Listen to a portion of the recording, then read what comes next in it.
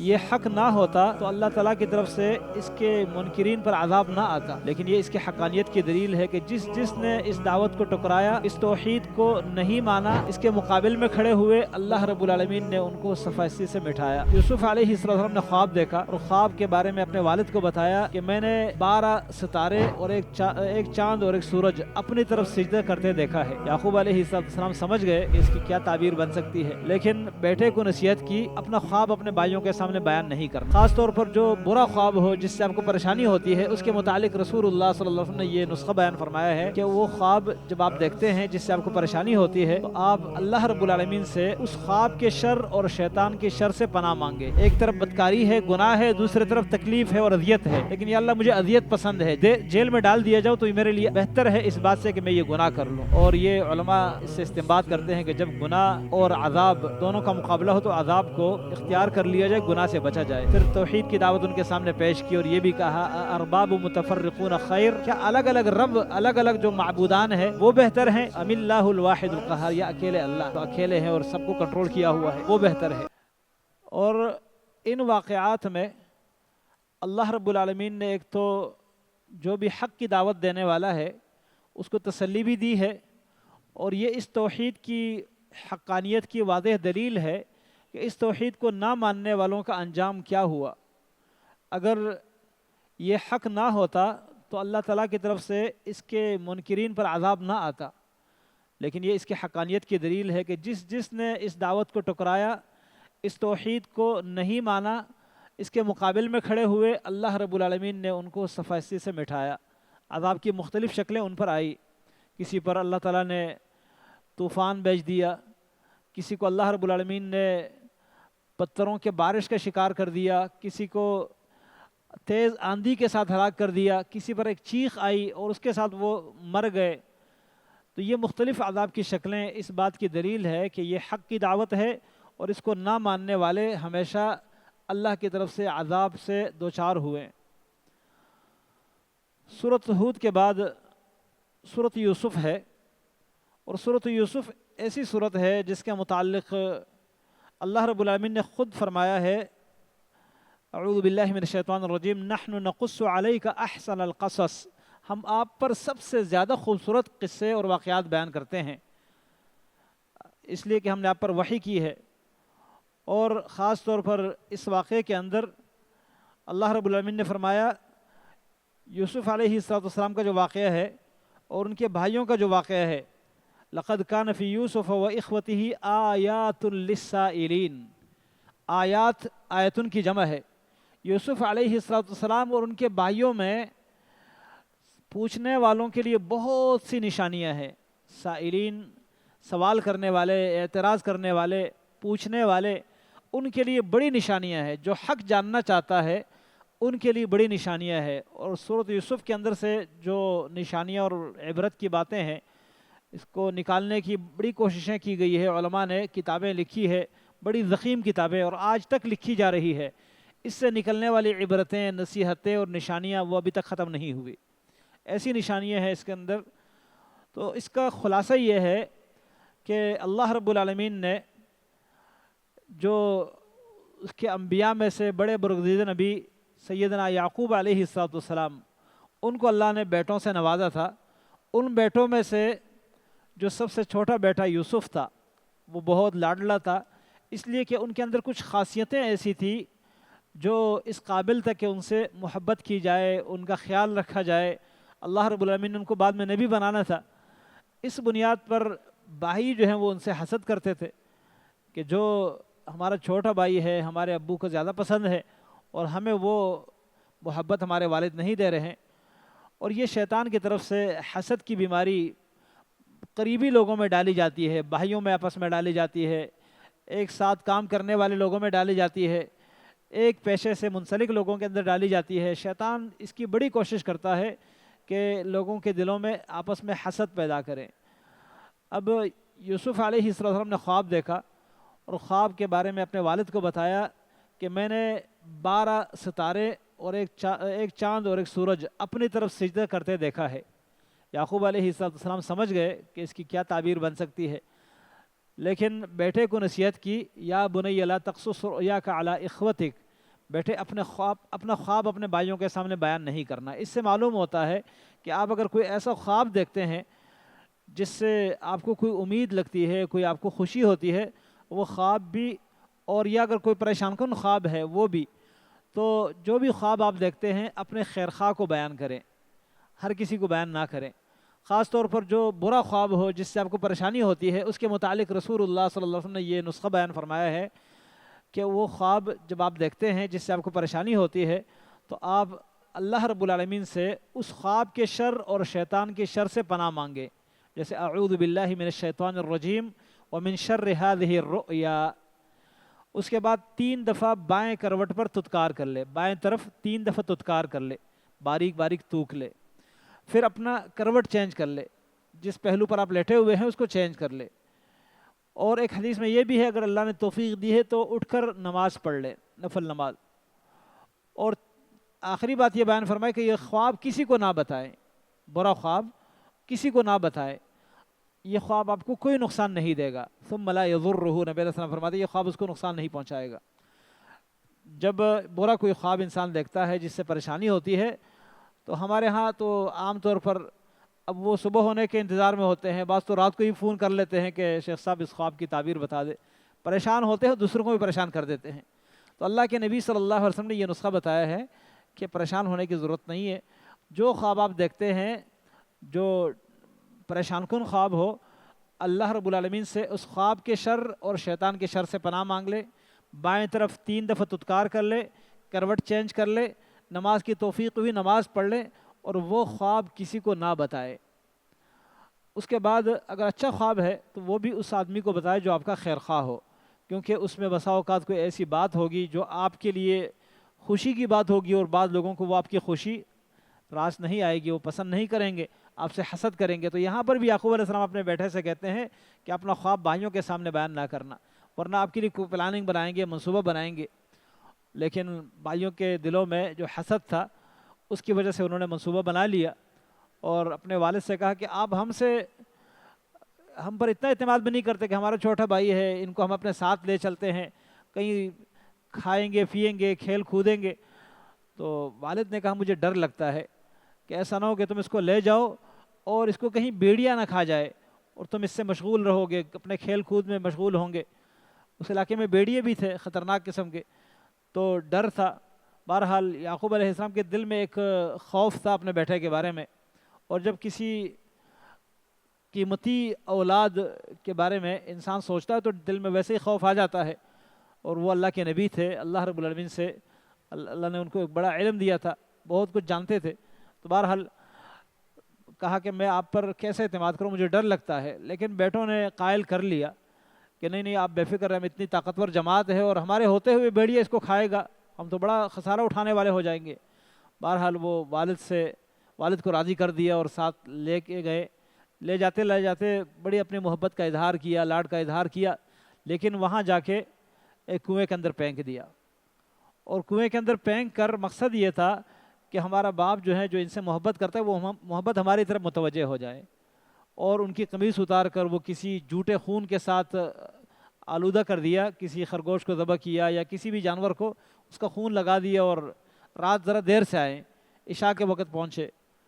تو روتے ہوئے اپنے والد کے سامنے اپنے مکاری کا اظہار کیا کہ ہم کھیل رہے تھے، کود رہے تھے، دوڑ کا مقابلہ کر رہے تھے، اور یوسف کو ہم نے اپنے کپڑوں سامان کے پاس بٹھایا ہوا تھا، بیڑیوں نے اس کو کھا لیا اور ہمیں پتہ ہی نہیں چلا، اور وہ قمیص دکھائی کہ دیکھو یہ خون۔ والد تو سمجھ گئے کہ اتنا سمجھدار بیڑیا کہاں سے آ سکتا ہے کہ قمیص سالم اتار دے اور اس کو نہ پاڑے اور خون لگ جائے قمیص کو۔ بہرحال کہتے ہیں کہ تمہیں شیطان نے تمہارے دلوں میں کوئی چیز مزین کر دی ہے تمہارے لیے، میرا کام تو یہی ہے، میں صبر کروں گا، اللہ رب العالمین کے سامنے اپنا شکوہ پیش کرتا ہوں۔ غم کی وجہ سے یعقوب علیہ السلام روتے رہے، اور پتہ تھا کہ میرا بیٹا زندہ ہے لیکن کہاں ہے، اور جب انسان کو یہ بھی نہ پتہ ہو کہ میرا بیٹا کس حال میں ہے، کھانا کھایا ہوگا نہیں کھایا ہوگا، رات کیسے گزری ہوگی، تو یقیناً ایسے اولاد پر بڑا رحم آتا ہے اور بڑا ترس آتا ہے۔ اب دشمن بھی نہیں ہے کہ دشمن کی طرف سے کوئی دکھ پہنچے، اپنوں کی طرف سے جو دکھ پہنچتا ہے وہ بہت ہی خطرناک اور سخت دکھ ہوتا ہے۔ بہرحال برداشت کرتے رہے، اور بہت بڑا صبر ہے، تو جب اس عمر کو پہنچے کہ زیادہ غم کی وجہ سے آنکھیں جو ہیں وہ سفید ہو گئی، یہ انتہا ہے کہ روتے روتے آنکھوں کی جو بینائی ہے وہ ختم ہو گئی، آنکھوں کے اندر سے پانی ختم ہو گیا۔ اللہ اکبر۔ دوسری طرف یوسف علیہ السلام کنویں کے اندر پھینک دیے گئے، پرانا کنواں تھا، پانی تو نہیں تھا اس کے اندر، یا پانی تھا لیکن اس کے اندر کوئی اس طرح غار وار بنے ہوئے تھے، تو وہاں اللہ تعالیٰ نے ان کو محفوظ رکھا، اور جس کو اللہ تعالیٰ محفوظ رکھنا چاہے اس کو دنیا کی کوئی طاقت نقصان نہیں پہنچا سکتی۔ ایک مسافروں کا قافلہ آیا، انہوں نے پانی لینے کے لیے اپنے ایک بندے کو بھیجا، اس نے ڈول پھینکا پانی لینے کے لیے، اب ڈول کے ساتھ یوسف علیہ السلام چمٹ گئے اور وہ اسی ڈول کے اندر سے، ڈول کے ساتھ جو ہے نا کنویں کے اندر سے باہر آئے۔ جب اس بندے نے دیکھا تو خوشی سے چیخ اٹھا، یا بشرا، ہائے خوشخبری ہے، ہذا غلام، یہ تو لڑکا ہے، یعنی خوبصورت بچہ اس کنویں کے اندر سے ہمیں ملا۔ وَأَسَرُّوهُ بِضَاعَةٍ، اپنا سامان سمجھ کر انہوں نے چھپا لیا، کہ جس طرح ہم باقی سامان خرید کر لائے ہیں، کچھ غلام، کچھ لونڈیاں، کچھ جانور، اسی طرح یہ بھی ہم خرید کر لائے ہیں، یہ یوں ظاہر کر دیا تاکہ کسی کو پتہ نہ چلے اور کوئی دعویٰ نہ کرے۔ مصر لے گئے، مصر لے جا کے اب ڈر لگتا ہے کہ ایسا نہ ہو کہ اس کا مالک سامنے آئے، اس کا کوئی والد، کوئی رشتہ دار سامنے نہ آئے، وہاں مصر میں کم قیمت میں بیچ دیا، بس کوئی خاص دلچسپی نہیں تھی قیمت میں، لیکن جان چھڑانا تھا کہ کچھ بھی مل جائے بس کافی ہے، بیچ دیا۔ اب خریدار جو ہے وہ مصر کا عزیز، مصر کا ایک سربراہ ہے، اس نے خرید لیا، اپنی بیوی کے پاس لے جا کے کہنے لگا، اکرمی مثواہ، اس کا ٹھکانہ اچھا رکھو، اس کو اچھی عزت کی جگہ دو، عسیٰ ان ینفعنا او نتخذہ ولدا، اولاد نہیں تھی اس کی، شاید یہ ہمیں فائدہ پہنچا دے یا ہم اس کو اپنے لیے اولاد بنا لے، اولاد ویسے ہی نہیں ہے۔ اب وہ عزیز مصر کے گھر میں پلتا پوستا رہا، جوان ہوا، اور جوان بھی بڑا خوبصورت۔ اب عزیز مصر کی بیوی جو ہے شاید وہ اپنے شوہر سے مطمئن نہیں تھی، اولاد بھی نہیں تھی، تو دل میں شیطان نے وسوسہ ڈال دیا، یوسف علیہ السلام کی طرف توجہ پیدا ہو گئی، بدکاری کا مطالبہ کیا، اور ایسے انداز سے کہ یوسف علیہ السلام فل جوانی میں، دروازے سارے بند، وہاں کوئی جان پہچان بھی نہیں ہے، علاقے میں بندہ ہوتا ہے ڈر لگتا ہے چلو کوئی جاننے والے، کوئی والدین، کوئی بھائی، ان سے کوئی شرم آئے گی، لیکن یہاں کوئی ایسی چیز نہیں ہے جس سے اس گناہ سے وہ بچ سکے، صرف ایک بات ہے، اللہ کا تقوی، اللہ کا ڈر۔ جوانی بھی فل، اسی طرح دوسری طرف عورت بھی خود دعوت دے رہی ہے، اور کوئی ایسی عورت بھی نہیں ہے، عزیز مصر کی بیوی ہے، خوبصورت ہے، اس کے علاوہ کوئی دیکھنے والا بھی نہیں ہے، دروازے سارے بند ہیں۔ تو ان تمام باتوں کے ہونے کے باوجود برائی کا راستہ بالکل آسان اور میسر تھا، لیکن پھر بھی اللہ رب العالمین سے مدد مانگی، معاذ اللہ، اللہ کی پناہ چاہتا ہوں، میں اللہ کی پناہ میں آنا چاہتا ہوں، اور یہ اللہ تعالیٰ کی پناہ میں جب انسان آ جاتا ہے اللہ تعالیٰ بچا لیتا ہے، ورنہ ایسے موقع پر گناہ سے بچنا، بڑے بڑے تقویدار، بڑے بڑے پرہیزگار جو ہے وہ پھسل جاتے ہیں، الا یہ کہ اللہ تعالیٰ کسی کو بچائے۔ تو اللہ رب العالمین نے بچایا۔ اس کے بعد آزمائشیں بھی آئی، اور پھر اللہ سے دعا بھی کی، رب السجن احب الی مما یدعوننی الیہ، ایک طرف بدکاری ہے، گناہ ہے، دوسری طرف تکلیف ہے اور اذیت ہے، لیکن یا اللہ مجھے اذیت پسند ہے، جیل میں رکھا جاؤں، جیل میں ڈال دیا جاؤ تو یہ میرے لیے بہتر ہے اس بات سے کہ میں یہ گناہ کر لوں۔ اور یہ علماء اس سے استنباط کرتے ہیں کہ جب گناہ اور عذاب دونوں کا مقابلہ ہو تو عذاب کو اختیار کر لیا جائے، گناہ سے بچا جائے، کیونکہ دنیا کا عذاب معمولی ہے اور آخرت کا عذاب بڑا ہے، گناہ کر لیے تو آخرت کے عذاب کا شکار انسان ہو جاتا ہے، اور دنیا کی بھی ذلت رسوائی اٹھانی پڑتی ہے۔ بہرحال جیل میں چلے گئے، جیل میں کچھ عرصہ رہے، وہاں جیل میں رہتے ہوئے بھی دعوت، توحید کی دعوت دیتے ہیں۔ جیل کے دو ساتھی جب دیکھتے ہیں کہ یہ بڑے اچھے انسان ہے، انا نراک من المحسنین، اللہ اکبر، یہ کمال کی بات ہے کہ غلام ہے، اس غلامی میں بھی احسان کرنے والا، جب جیل میں ہے تو جیل میں بھی ساتھی کہتے ہیں انا نراک من المحسنین، اور جب بعد میں بادشاہ بنے، بادشاہت کے تخت پر بیٹھیں، تو وہاں پر بھی جو بائی مانگنے کے لیے آئے ہیں، جانتے تو نہیں ہے لیکن وہاں پر بھی وہ کہتے ہیں کہ ہم آپ کو احسان کرنے والوں میں سے شمار کرتے ہیں۔ تو یہ انسان کی انسانیت ہوتی ہے کہ جب وہ غلام ہو، تکلیف میں ہو، پریشانی میں ہو، غربت میں ہو، تب بھی وہ احسان کرنے والا ہوتا ہے، اور جب اس کو اللہ کچھ دے دے، عہدہ دے دے، منصب دے دے، تب بھی وہ اپنے احسان کو چھوڑتا نہیں ہے۔ بہرحال جیل میں رہے تو وہ ساتھیوں نے کہا کہ ایک نے کہا میں نے خواب دیکھا ہے کہ میرے سر پر ایک روٹی رکھی ہوئی ہے اور اس میں سے پرندے کھا رہے ہیں۔ دوسرے نے کہا کہ میں انگور نہ چھوڑ رہا ہوں، اس سے شراب بنا رہا ہوں، تو ہمیں خواب کی تعبیر بتا دے۔ یوسف علیہ السلام نے کہا کہ آپ کی تعبیر بتا دوں گا، لیکن پہلی میری بات سن لے۔ بات اپنی سنائی کہ میں نے اپنی قوم کا طریقہ چھوڑ دیا ہے جنہوں نے اللہ کے سوا اور معبود بنا رکھے تھے، اور پھر توحید کی دعوت ان کے سامنے پیش کی، اور یہ بھی کہا ارباب متفرقون خیر، کیا الگ الگ رب، الگ الگ جو معبودان ہیں وہ بہتر ہیں، ام اللہ الواحد القہار، یا اکیلے اللہ جو اکیلے ہیں اور سب کو کنٹرول کیا ہوا ہے وہ بہتر ہے۔ توحید کی دعوت دینے کے بعد پھر ان کے خواب کی تعبیر بتا دی۔ ایک سے کہا کہ آپ کو پانسی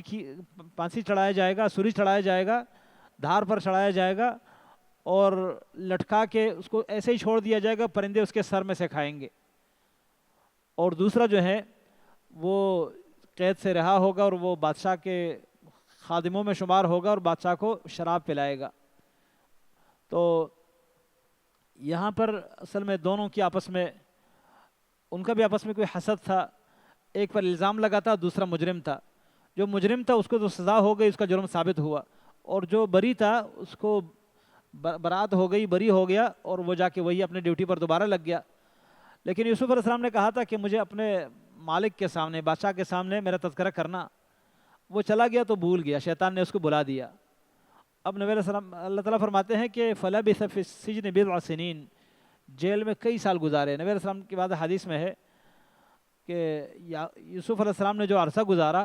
اگر میرے پاس کوئی پیغام دینے والا کہ بادشاہ آپ کو بلا رہا ہے، اگر میرے پاس آ جاتا تو میں ساتھ چلا جاتا، لیکن اس عرصہ گزارنے کے بعد بھی، مفسرین نے لکھا کہ 7 سال کا عرصہ تقریباً گزارا ہے اس کے بعد، تو اس نے جا کے بادشاہ کے پاس لگا رہا، خدمت کرتا رہا۔ ایک دن بادشاہ نے کہا کہ میں نے خواب دیکھا ہے، میں نے 7 گائیں دیکھی ہے جو موٹی تازی ہیں، اور کچھ گائیں دیکھی ہے جو دبلی پتلی کمزور ہیں، اور 7 میں نے چھلیاں بالیاں دیکھی ہے جو ہری بری ہیں، اور 7 اور ہیں جو بالکل خشک ہیں، تو مجھے اس کی تعبیر بتا دو اگر تم خواب کی تعبیر جانتے ہو۔ اب اس وقت اس خادم کو یاد آیا، اس نے کہا میں آپ کو اس کی تعبیر لا کے بتا دیتا ہوں، مجھے ذرا بھیج دیجئے۔ بادشاہ نے اس کو بھیجا تو یوسف علیہ السلام کے پاس پہنچ کے کہنے لگے ایھا الصدیق، اے بہت سچ بولنے والے، اے بہت سچ بولنے والے، ہمیں اس تعبیر کے بارے میں بتا دے۔ یوسف علیہ السلام نے تعبیر بھی بتا دی اور تدبیر بھی بتا دی۔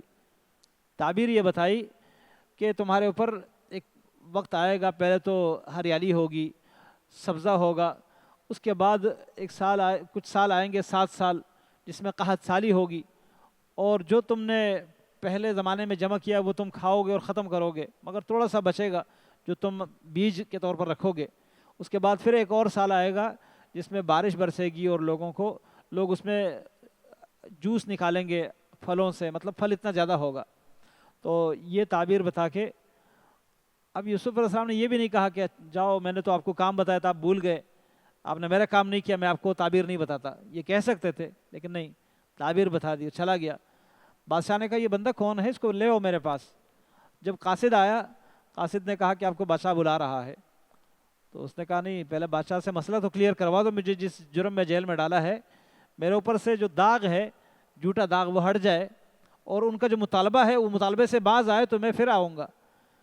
میرے سامنے یہاں پر فرماتے ہیں اگر میں ہوتا تو میں چلا جاتا، اتنا عرصہ جیل میں رہنے کے باوجود بھی وہ کہتے ہیں میرا مسئلہ کلیئر کرواؤ۔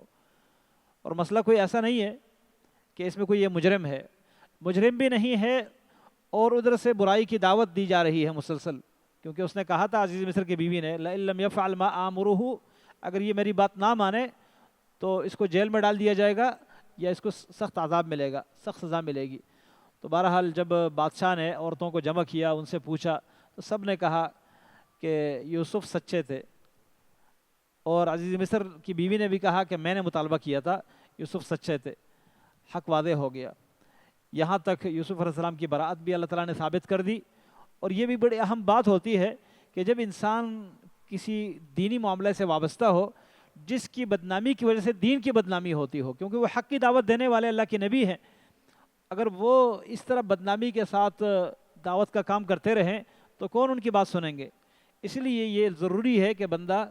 دین سے وابستہ ہو تو وہ اپنے اوپر ایسا کوئی دبا نہ چھوڑے جس کی وجہ سے دین کی بدنامی ہو۔ اب دیکھیے رسول اللہ صلی اللہ علیہ وسلم اعتکاف بیٹھے ہوئے ہیں، آپ کی زوجہ محترمہ سیدہ صفیہ بنت حیی رضی اللہ تعالی عنہ وہ ملنے کے لیے آئی ہے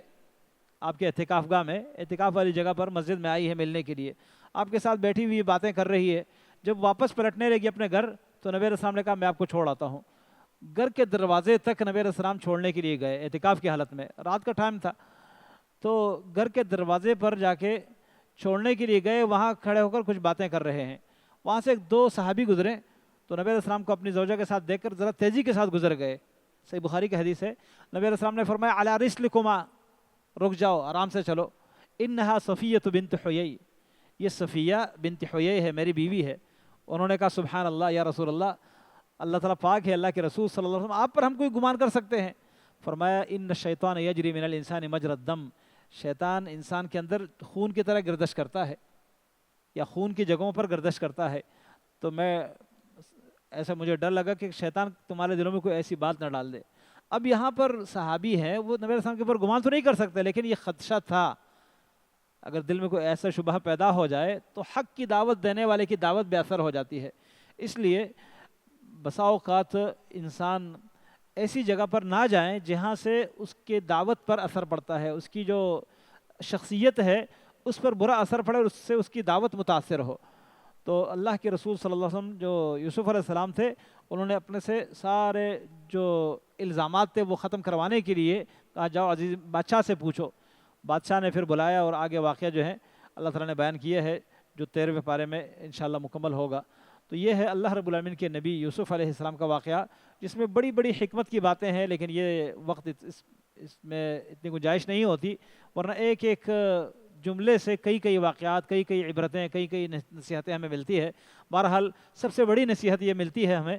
کہ جو برا کرنے والے ہیں وہ برائی اس کے گلے پڑ جاتی ہے، اور جو برائی سے اپنے آپ کو بچاتا ہے اللہ تعالیٰ اس کو بچا کے رکھتا ہے، اللہ تعالیٰ اس کو عزتوں سے نواز دیتا ہے۔ بعد میں جو بھائی آتے ہیں وہ خود